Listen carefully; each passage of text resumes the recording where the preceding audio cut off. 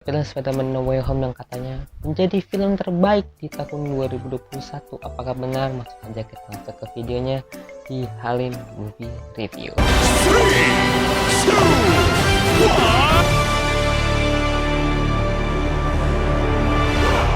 Halo semuanya, betul lagi di Halim Tusan Game X di Halim Movie Review, di mana Anda akan mereview film Spider-Man No Way Home. Dan Anda nonton Spider-Man No Way Home itu pada tanggal 19 Desember 2021 terus saja. Kalau kalian nonton 2022, ini tahun 2021.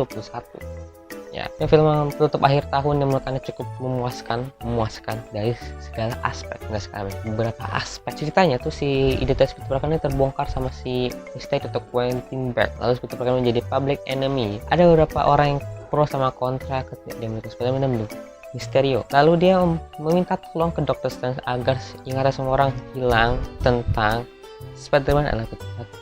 Tapi mantra itu gagal. Lalu dia membuka multiverse dan muncullah beberapa villain film terdahulu yang masuk ke dunianya si Peter Parker Tom Holland atau MCU ini. Dan mereka ini punya tujuan, si Peter Parker dan Tom Holland punya tujuan, kita pulangkan si villain-villain ini ke tempat asalnya, jadi membalikan biar tidak terjadi bentrokan multiverse. Di sini nih bakal ngasih kelebihannya dari Spider-Man No Way Home. Yang pertama nih suka dengan fanservice-nya. Ini fanservice ditawarkan cukup menarik dan bikin aneh terkejut. Ya itu saja kejutannya tadi, bikin terkejut dan bikin aneh. Wow, mantap sekali. Gitu, fanservice-nya yang bagus. Si John Watts ini yang benar-benar memanjakan para fansnya. Emosionalnya juga, emosional karakter di sini menurut Anda dapat Peter Parker. Nah, Peter Parker ini kita melihat pendewasaan si Peter Parker ini di film ini. Dan dari arogan menjadi ya anak yang dewasa. Dan ini tuh dia Peter Parker ini setelah udah lulus SMA jadi mau masuk kuliah. Terus vaksinnya, aneh suka vaksin ketika di akhir doang, tapi yang ketika ngelawan Doc Ock itu aneh agak kurang. Tapi untuk di film atau di akhir vaksinnya, aneh suka dengan vaksin akhirnya itu Spider-Man-nya kita dikasih Spider-Man yang benar-benar Spider-Man gitu lah. Willem Dafoe aneh masih tetap suka karena dia kalau jadi villain tuh benar-benar dapat banget ketika ketawanya khas Green Goblin. Willem Dafoe tuh emang terngiang-ngiang, bagus dia itu kalau meranin villain tuh bagus banget gitu. Terus Alfred Molina atau Doc Ock menurutnya juga bagus dia. Ya sesuai dengan Doc pada umumnya lah ya. Di film Spider-Man 2 juga tahu kan ya. 3 villain lagi tuh Lizard, Sandman sama Electro. Ini sama diperankan sama aktor yang sama di Spider-Man film Spider-Man terdahulu. Anda suka dengan dia ngeringkas atau ngebahas multiverse. Padahal multiverse itu kan ruwet. Di film Loki aja kita harus dikasih beberapa episode dan di sini dia diringkas. Tapi tetap saja aneh sedikit mengerti dengan ringkasannya yaitu dan ditulis oleh John Watts ini. Dari sama John Watts ini ya cukup suka lah dengan dia ngebahas multiverse ini dengan singkat padat. Ya menurut aneh ngerti lah, orang mungkin ngerti tentang multiverse ini. Kurangan dari film ini adalah ya tentu saja kurangan di sini adalah plotnya. Mana di sini kan dikasih tahu ya si Peter Parker ini menjadi public enemy. Terus ya public enemy. Terus di sini juga dia membahas multiverse. Di sini aku kurang suka dengan transisi dia jadi public enemy terus ke multiverse, itu agak dipaksakan banget gitu. Harus ini kita membahas multiverse nih.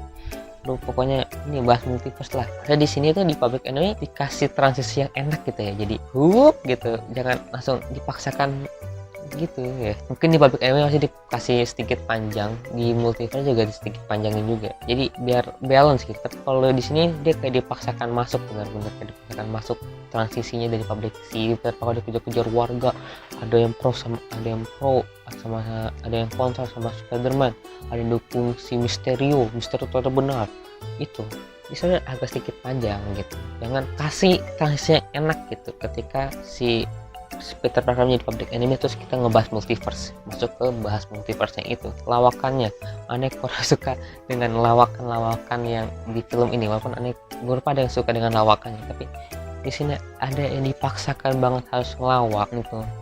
Harus ngelawak, ada yang lagi serius tiba-tiba ngelawak, itu kurang pas menurut aneh. Menurut saya agak kurang pas buat si Spider-Man ini. Kurang suka dengan lawakannya. Tentu tujuan para villain ini, maupun ada beberapa villain yang tujuannya jelas, ada beberapa villain juga yang nggak jelas. Lu mau ngapain di dunia ini, lu nggak mau pulang kenapa, nggak dijelasin. Tiba-tiba saya menjadi jahat, kenapa saya menjadi jahat, itu juga nggak dijelasin.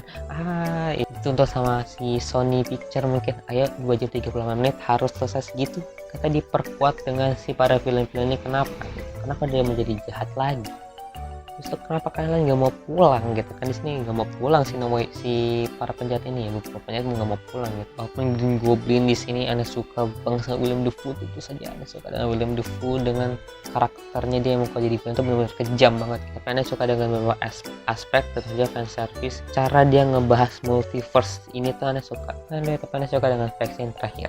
Kalian harus lihat faksi yang terakhir, kejutannya benar-benar kalau kalian nggak ngeliat spoileran pasti kalian bakal terkejut dengan kejutan-kejutannya para si Sony dan MC atau si Marvel ini membuat kejutan buat para fansnya. Emosionalnya dapat, makanya ya beberapa karakter anda dapat dengan emosionalnya. Ya begitulah buat Spider-Man No Way Home, tapi ya tentu tahu ini bakal lanjut ke Multiverse of Madness. Si film Doctor Strange itu ya Multiverse of Madness. Tahu mungkin bakal diperjelas lagi atau bakal dijelasin lagi tentang multiverse ini mungkin ya. Spider-Man No Way Home Anda kasih nilai 9 lah ya, 9 buat film Spider-Man No Way Home ini. Itu buat Spider-Man No Way Home. Tapi seperti biasa film Spider-Man atau film MCU itu dikasih film Marvel ya, atau Marvel itu ada post creditnya, ada 2 post credit scene. Jangan keluar dulu di studio, kalian duduk dulu, kalian tonton sampai habis. Itu ada kejutan lagi buat kedepannya film MCU dan Sony Pictures. Sekian buat review Spider-Man No Way Home ini. Jangan lupa like, comment, dan subscribe, jangan share video ke teman-teman kalian. Mau kalian berapa buat kalian yang sudah nonton film Spider-Man No Way Home? Terus komentar kalian di bawah. Oke, sampai jumpa di episode movie review berikutnya. Bye.